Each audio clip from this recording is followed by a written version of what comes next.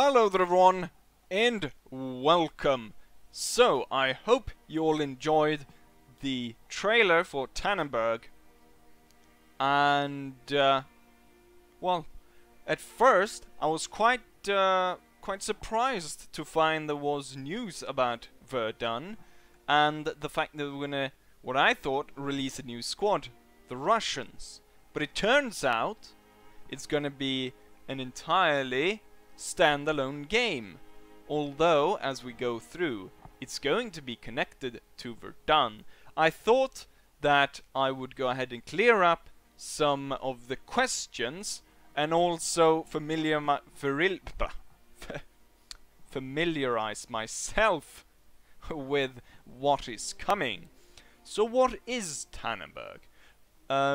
What we want to go through here is that Tannenberg is a standalone game, and the fact that the makers of Verdun has decided to make this into a game series. And the game series is gonna be called 1914 to 1918 World War I, and then you're gonna add on in the end of that Tannenberg, and the first one of this franchise, which they're now building, and the first one was Verdun. Now, are you gonna be able to play Tannenberg if you don't own Verdun? Yes, because Tannenberg is a standalone expansion. But as they also go through here with their frequently asked questions, will there be any connectivity between Verdun and Tannenberg? And the answer to that question is yes.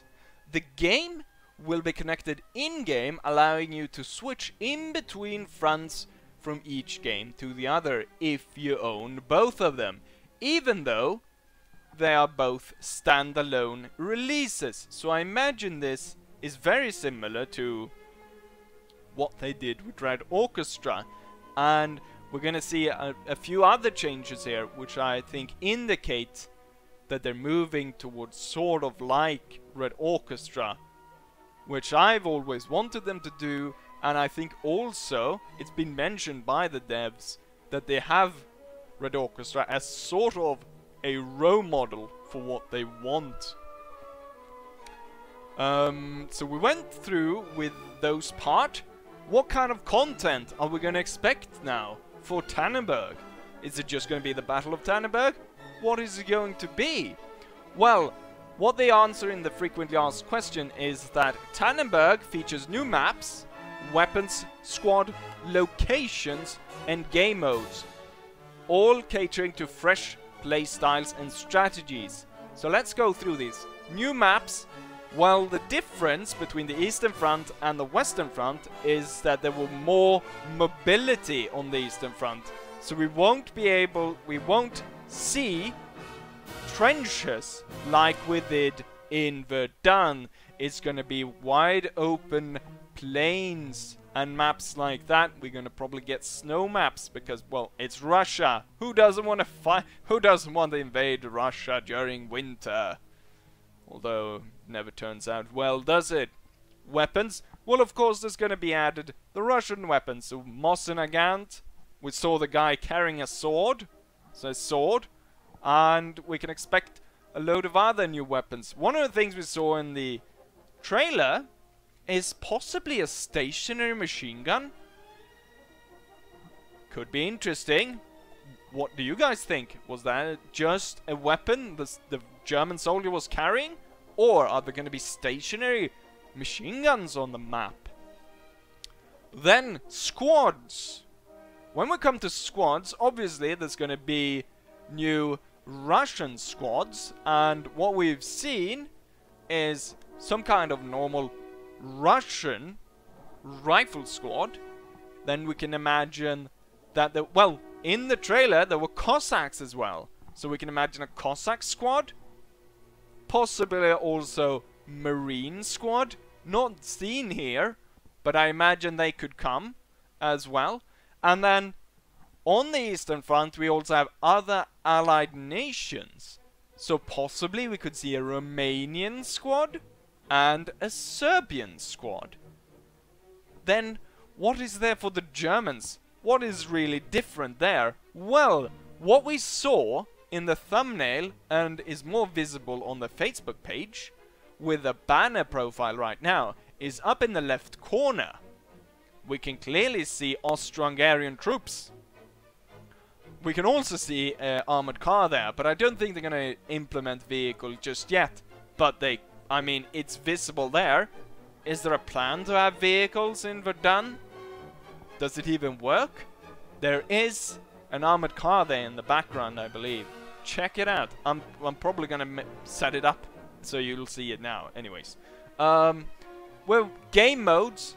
One of the most exciting new game modes is the fact that with Tannenberg, they're gonna allow 64 players. They're gonna double the amount of players you can have on a map.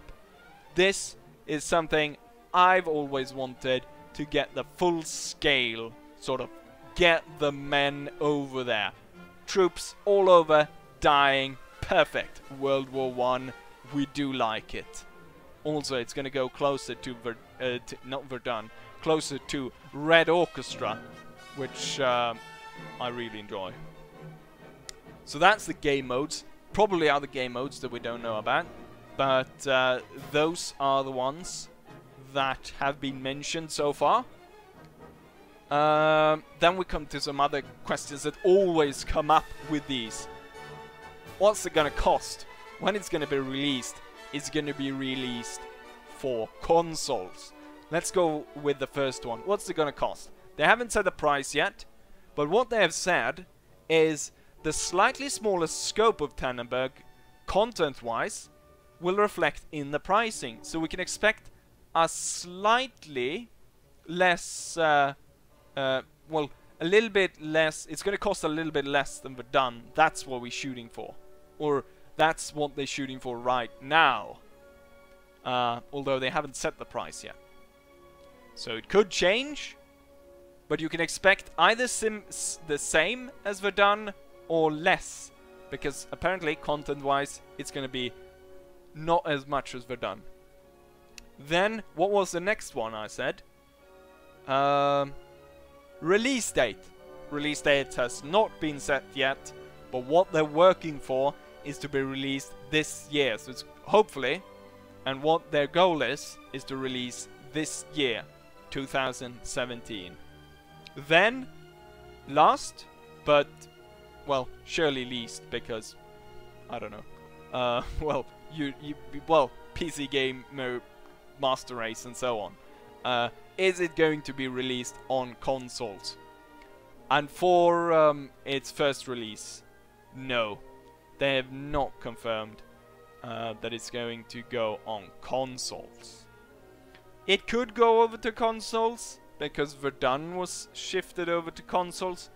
But, as far as I'm aware, Verdun has not done that well on consoles. People are having trouble finding players. So, we can expect that maybe it's not that likely they're going to move this one over. Although, for the fact that they've already moved over Verdun, could also indicate that there could be a quicker shift for Tannenberg over to consoles than it was for Verdun. But we're not entirely sure there. There's obviously a few business agreements and so on between the developers and the consoles. Let's see. Is there something else I need to add on? What have we talked about? The 64 new player count, the fact that they're interconnected, the new maps, mostly without trenches. There probably is going to be some defensive features, obviously. But it's not going to be the same trenches as in Verdun.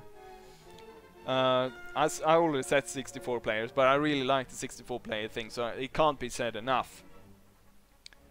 We went through the release date, we went through console, the pricing, what we can expect.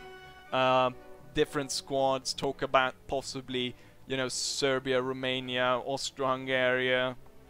Even the fact that they had a picture of an armored car there, so maybe there's going to be an armored car. Who knows? What do you guys think? please let me know. That's, you know what, that sounded kinda... the way I said that was kinda like I didn't want you to... But that's not, that's just the tone of my voice. Let's see. If I've missed something, of course, go ahead and tell me.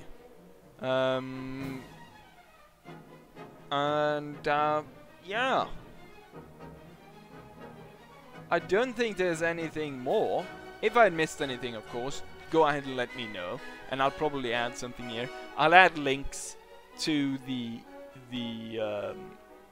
frequently asked questions. You can go there and look for yourself. But I think this will be the end of this. So I hope you enjoy this, and hopefully I'll see you guys for another video of mine. Bye.